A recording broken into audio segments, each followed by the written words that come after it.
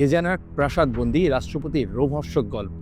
ক্ষমতার শীর্ষে থেকেও নিঃসঙ্গতা, সংবিধানের রক্ষক হয়েও অবরুদ্ধ সময়। ১.৫ বছরের সেই ঝড় এখন থেমেছে, আর নীরবতার দেয়াল ভেঙে মুখ খুললেন রাষ্ট্রপতি মোহাম্মদ শাহাবুদ্দিন।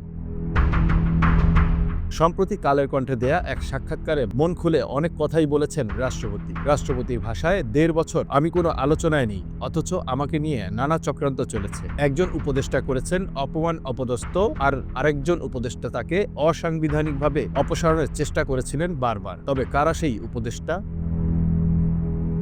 রাষ্ট্রপতির দাবি, দেশে সাংবিধানিক শূন্যতা তৈরি করার চেষ্টা হয়েছিল, তাকে অসাংবিধানিকভাবে অপসারণের একাধিক উদ্যোগ নেওয়া হয়। ২০২৪ সালের ২২ অক্টোবর বঙ্গভবন ঘেরাও, মিছিল, স্লোগান, উত্তেজনা। রাষ্ট্রপতির ভাষ্য অনুযায়ী বিভিন্ন দল ও ফোরামের ব্যানারে আন্দোলন হলেও এগুলো ছিল একই ধরনের গোষ্ঠীর সমন্বয়। সেনাবাহিনী ৯ম ডিভিশন মোতায়েন হয়, ৩ স্তরের নিরাপত্তা বলয় তৈরি করা হয়, সাউন্ড গ্রেনেড, এপিসি, সব মিলিয়ে বিভীষিকাময় এক রাত। রাষ্ট্রপতির ভাষায়, আমার রক্ত ঝরে যাবে বঙ্গভবন, তবু আমি সাংবিধানিক ধারাবাহিকতা রক্ষা করব। রাষ্ট্রপতির দাবি, দুঃসময়ে তাকে সমর্থন দেয় বিএনপির শীর্ষ নেতৃত্ব। বিশেষভাবে তিনি উল্লেখ করেন বিএনপি চেয়ারম্যান ও বর্তমান প্রধানমন্ত্রী তারেক রহমানের কথা। তার ভাষায়, হি ওয়াজ সো কর্ডিয়াল, বিএনপির সহযোগিতা শতভাগ ছিল। রাষ্ট্রপতির আরও দাবি, ৩ বাহিনীর প্রধানরাও তার পক্ষে অবস্থান নেন। তাদের বক্তব্য ছিল, রাষ্ট্রপতির পরাজয় মানে সশস্ত্র বাহিনীর পরাজয়। রাষ্ট্রপতির অভিযোগ, অন্তর্বর্তী সরকার তাকে অপসারণের জন্য এক সাবেক প্রধান বিচারপতিকে বসানোর পরিকল্পনা করেছিল। তবে ওই বিচারপতিরা কি প্রস্তাব প্রত্যাখ্যান করেন, বলেন অসাংবিধানিকভাবে বসতে পারি না। তবে এই পুরো পরিকল্পনার সাথে কোন উপদেষ্টা জড়িত ছিলেন তার নাম বলেননি রাষ্ট্রপতি। খোঁজ নিয়ে জানা যায়, রাষ্ট্রপতিকে অপসারণের চেষ্টা করেছিলেন সাবেক উপদেষ্টা আসিফ নজরুল।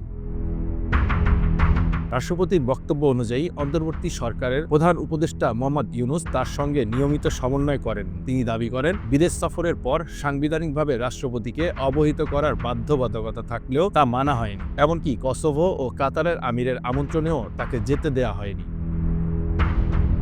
রাষ্ট্রপতির আরও অভিযোগ, বিশ্বের বিভিন্ন দেশের বাংলাদেশ হাইকমিশন থেকে তার ছবি সরিয়ে ফেলা হয়। সাবেক অন্তর্বর্তী সরকারের এক উপদেষ্টার বিরুদ্ধে অভিযোগ তোলেন তিনি, তবে এখানেও এড়িয়ে গেছেন সেই উপদেষ্টার নাম নেয়া থেকে। খোঁজ নিয়ে জানা যায়, রাষ্ট্রপতির ছবি সরানোর পেছনে কারিগর সাবেক বন ও পরিবেশ উপদেষ্টা সৈয়দা রেজওয়ানা। সাবেক অন্তর্বর্তী সরকার এসব করেই ক্ষান্ত হননি, পুরো প্রেস উইংও সরিয়ে নেওয়া হয়েছিল বঙ্গভবন থেকে। রাষ্ট্রপতি জানান, ঢাকা রিপোর্টার্স ইউনিটির সঙ্গে সৌজন্য সাক্ষাতের পর বঙ্গভবনের প্রেস উইং প্রত্যাহার করা হয়। ফলে রাষ্ট্রপতি কার্যালয় থেকে কোনো প্রেস রিলিজও দেয়া সম্ভব হয়নি। এমনকি বিভিন্ন প্রয়োজনে পররাষ্ট্র মন্ত্রণালয়ে এক কর্মকর্তার সাথে যোগাযোগ করা হলেও তিনি রাষ্ট্রপতির নির্দেশ বারবার অমান্য করেছেন। ১.৫ বছরের নীরবতা শেষে রাষ্ট্রপতির দাবি, তিনি সব সহ্য করেছেন শুধু একটি কারণে, সাংবিধানিক ধারাবাহিকতা রক্ষা। প্রশ্ন রয়ে গেছে, এই সময় প্রকৃত ইতিহাস কি? চক্রান্ত, রাজনৈতিক সমীকরণ, নাকি ক্ষমতার সূক্ষ্ম লড়াই? সময়ের সঙ্গে হয়তো আরও তথ্য সামনে আসবে, কিন্তু এই সাক্ষাৎকারে উঠে এসেছে এক প্রাসাদবন্দী সময়ের অভিজ্ঞতা, যেখানে রাষ্ট্রপতি বলছেন, ঝড় গেছে তার উপর দিয়ে, কিন্তু তিনি টিকে আছেন সংবিধানের শক্তিতে।